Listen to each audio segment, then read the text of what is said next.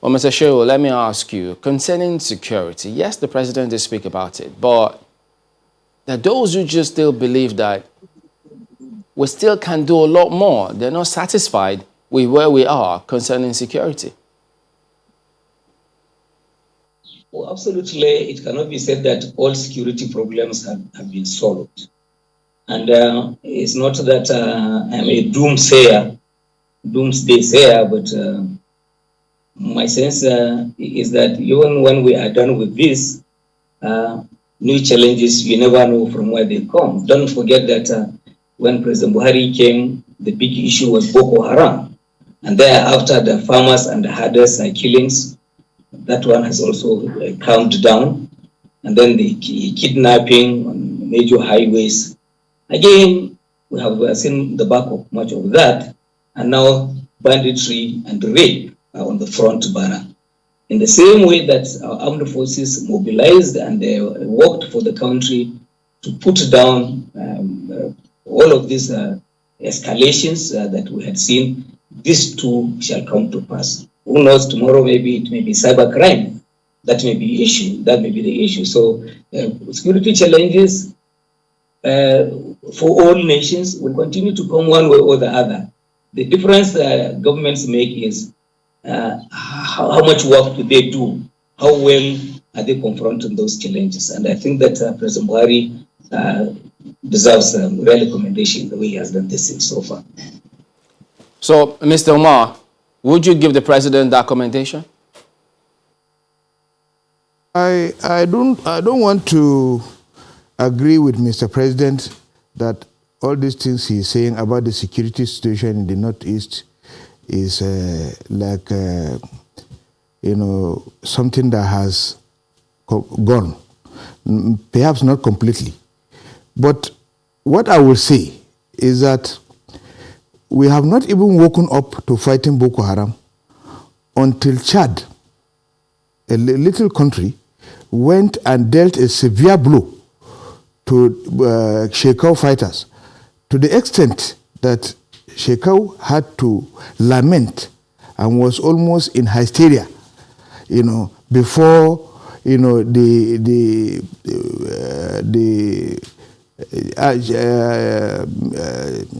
army chief, Buratai, decided to relocate. And even when he relocated, we thought this matter would have been dealt with completely. But to our surprise, we will hear today that 81 people have been killed, about 40-something people have been killed, this and that. And military formations have been attacked, and so forth and so on. So for us to be confident that what Mr. President is saying, we want those places where they say Boko Haram is no longer occupying, for there to be a peace tour. Let people go, let the army go there and go around, and let us see if they have not been attacked. Then we will be confident that everything, is back to normal. But as it is now, the menace of Boko Haram is like a recurring decimal. It will seem that the federal troops are winning, but then again the Boko Haram will strike, and then the whole thing now becomes another different situation. So Nigerians are not very confident because we have had statements from technically defeated to degraded to almost defeated, and now we are now talking about that they have left the villages and so forth and so on. So if they have, we are not saying that the armed forces are not trying their best and they are not securing our lives and property. We appreciate them because we are all Nigerians. Their action affects us. So we pray for them daily and we wish them success all the time. But it is not fair when in enumerating your achievement, you give us alternative facts. What we see and what we hear and what we read is different from what you are saying. So are we now expected to agree that in the North is no local government is occupied by the Boko Haram insurgents? when even bandits are occupying local governments. Talk more of Boko Haram. Bandits are occupying local governments in Zamfara and some other, in Katsina and some other places. And then you are not talking about more deadlier Boko Haram, and they are no longer in any local government. In Borno State, I beg to disagree with Mr. President. Mr. President may give reel out his achievements, but in reeling out his achievements, he has to be modest in explanation. Not to his writers should be more modest, not to give a report that at the end of the day will ridicule him. When we begin to discover that several local governments are currently being occupied by Boko Haram. Perhaps that also underscores what the president said in his speech when he talked about local government and state governments revamping their intelligence assets so that security agencies can latch on to the information that they receive from the state and local government intelligence assets and be able to nip these attacks in the bud. In other words, the president is literally calling for collaboration between the local and state government's security assets as well as the federal government. What's your take on that? Do you think that will help? Of course. Anything at this time will be of use to Nigeria.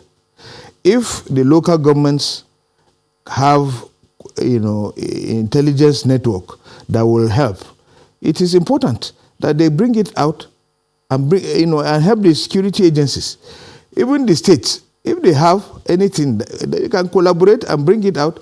The security agencies will do their work diligently. We want the security agencies to win the war, but in winning the war, they need our assistance. They need our help. They need us to give them information. They are not magicians. They cannot manufacture locations. They don't know where Boko Haram are hiding. That is why they are met sometimes with surprise attacks. Because they don't. No, but if somebody is giving them information, this is what they are doing, this is how they are doing it, and then government is doing its own responsibility by providing the necessary tools, that is the necessary material and human resources to do the job. I think the issue of Boko Haram will have been and bandits will have been a long forgotten matter. Let me take this back to Mr. Garba Shehu. That item in the president's speech may suggest to some that the local government and state government intelligence assets seem to have been working in silos, and the federal security operatives themselves have been working in silos. I remember over the past few months, and if not more than a year as well, the president has been calling for increased and improved collaboration among security agencies at all tiers of government. It would seem from this speech that hasn't been happening. How do you react to that? I will answer this, and I hope I'll get the chance to also offer some information on some of the things that my friend Sandy had said. But yes, intelligence is key to the success of any war effort. And it is not that we are making direct accusations on anyone, but it is also true that even in the president's native state of Katsina, some traditional rulers have been found complicit in collaboration with the bandits to harm their own people. In neighboring Zamfara, emirs and the district heads, quite a number of them had been swept out of office because, look, the thing is, there are beneficiaries of whatever rotten system you have. People sell information to bandits because they earn money. This is what is happening. At some point, the Nigerian Air Force had put a number of aircraft in Katsina. They are still there. In the early part of that operation, attacking Zamfara, which then was the epicenter, they realized that once aircraft took off from Katsina Airport, before it got to Zamfara for the operation, telephone calls will have been made and targets will have disappeared. So in the end, they were forced to now be flying from distant places, Kaduna, Kano, in order to undertake operations in Zamfara. This is the kind of things that, so people look at President Buhari sitting inside and they think he has all the solutions. No, but all of us as members of the community, we have our duty to ourselves and to the nation to provide needed information to our armed forces. Now, and let me go back to a number of inaccuracies in Sani's statement. When he said that it needed Chadians to wake Nigerians up to fight Boko Haram, that is absolutely not correct. In fact, by 2016, virtually Boko Haram had been routed, completely defeated. Yes, there were a few setbacks, but when you have a situation in which they crossed from neighboring states and they caused mayhem here and then fled back to those. So you had then your neighbors saying, okay, let's do, because at some point the Chadians themselves had suffered fatalities. About 100 of their soldiers had been killed. That angered their own leader. And then he made this big push against Boko Haram in his territory. So what that happened was that once General Buratai realized that the ones that have been pushed out of Chad were coming towards Nigeria, yes, he did the right thing by relocating, by escalating our own defenses, because if they are in our territory, they will cause harm. But no local government council is under Boko Haram as we speak now. If Mr. Sani has anyone, it is for him who is making the charge to go and point at that local government. This war is being fought by Nigerian army. Their own government fought this war with the mercenaries from South Africa.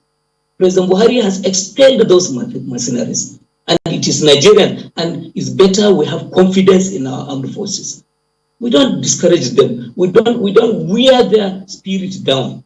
They have to be encouraged to fight for this country. They're making the high sacrifices anybody can make, putting their lives on line so that you and I, who live in Abuja here, can be safe. Before now, Abuja, you couldn't sleep here. You couldn't go to church on Sunday. You couldn't go to mosque on Friday because they will bomb you. So a lot has been achieved, and it cannot be true that nothing has been achieved. Absolutely untrue. So does this government know the sponsors of Boko Haram, and can we categorically call them out?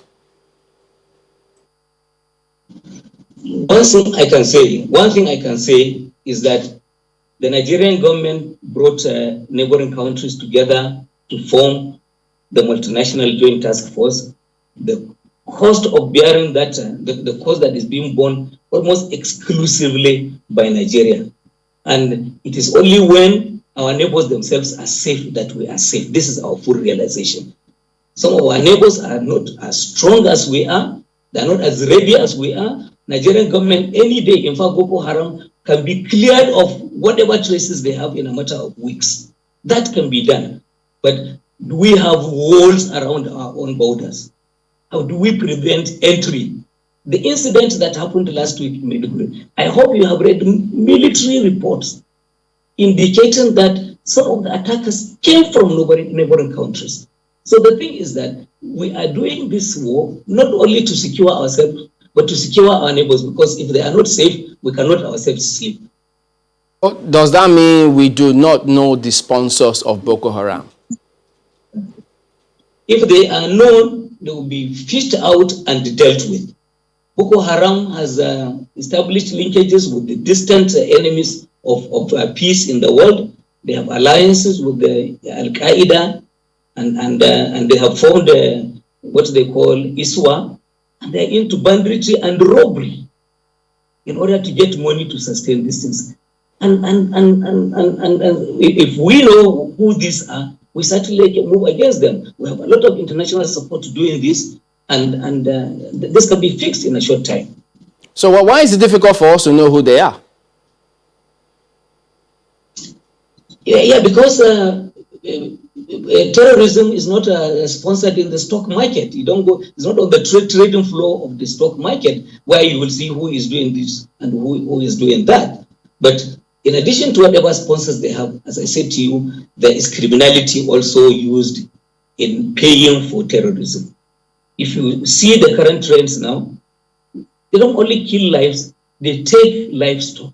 they break into markets and take away food stuff and banks and that are broken into, and they steal from them. So, in fact, who knows? At some point, I thought in Zamfara they had seen traces of Boko Haram elements in the kind of kidnapping and the ransom taking that was going on.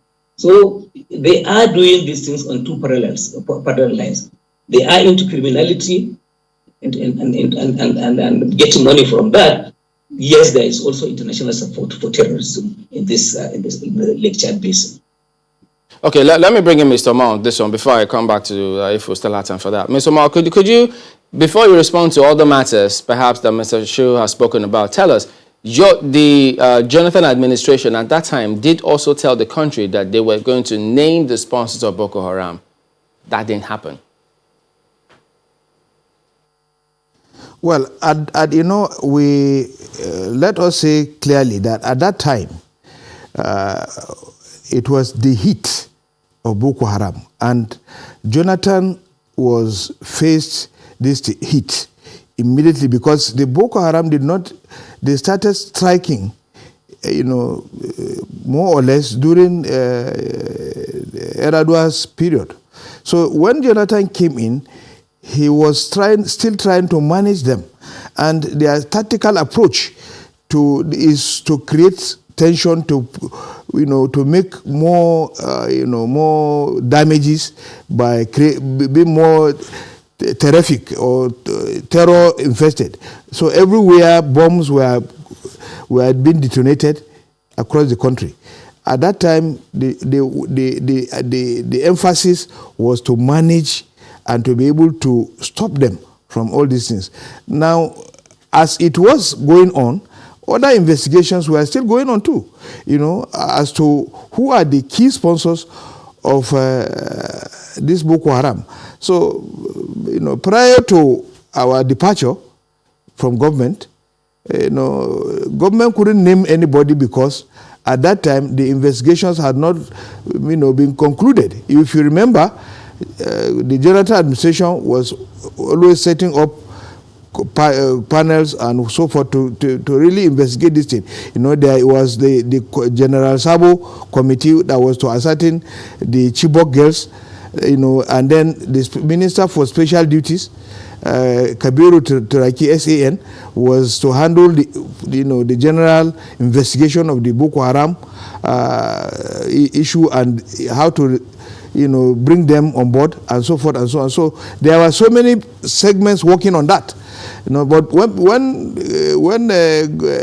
government goes, another government continues. So we expect that where we stopped, and since we have given a handing over, this government will continue. Security issues are not issues that you always discuss, openly on the pages of newspapers or in the media houses, because you will be giving the opponents and the opportunity to know what you are doing and how you are perceiving them and how they can now defend themselves. So most times, the major issue that we have is that even the security agencies themselves are not coordinated. If you remember, at one point, the National Security Advisor, General Mongono, said one time that the security agencies are working at cross purposes, and which means that they don't have synergy. So they don't share information, they don't share intelligence, they don't share anything.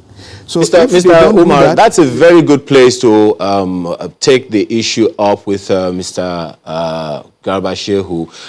You just heard him, Mr. Shehu. He just talked about something that even the president has also talked about, the fact that the security operatives are not working in collaboration. They're not working together. I remember the president called a meeting, where he said that all security agencies needed to begin to collaborate.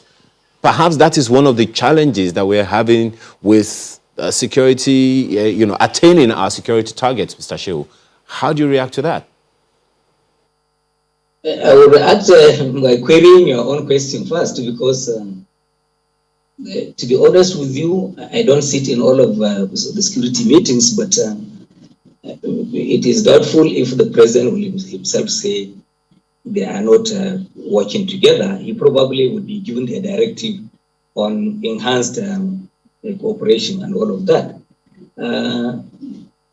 Is there inter-service rivalry? Yeah, well, you have said it. The NSA had spoken about that at some point, and the effort all the time is to ensure that they work together. And I think you can see that they are, as much as possible, doing so, because in all of these things, whether you are dealing with Northwest or Northeast and North Central states, the military on the ground is always supported by air power. And I am aware that even as late as Friday, night fishing aircraft had been sent to Katsina and Zamfara, so that the bandits who now devised new ways of carrying attacks at night, as did Boko Haram in the past, instead of daytime attacks, will now have the price to pay for that, because we also have the night fishing just one more thing, Mr. Shehu, just one more thing before we sign out here. You mentioned the motivation for soldiers the other time, and that's a very, very serious one in our fight against insurgency. One of the issues that we have heard, you may as well have heard, that's really stalling motivation for the soldiers is their pay. Some say that they don't get paid, as quickly enough because of the IPs and all of that. I don't know if if that is something that the presidency is aware of and doing something about, or can do something about. Maybe local situations can arise incidents here and there. There is nothing that the service chiefs ask the president and he doesn't give them. I'm worried about motivation for people. If you watched Al Jazeera last night, they were showing dead bodies of Nigerian soldiers. That is the worst thing that any media house can do. And that's very unpatriotic of the Nigerian reporters who had the temerity to show bodies of Nigerian soldiers lying on the ground. It doesn't happen in UK, in America, anywhere in the world.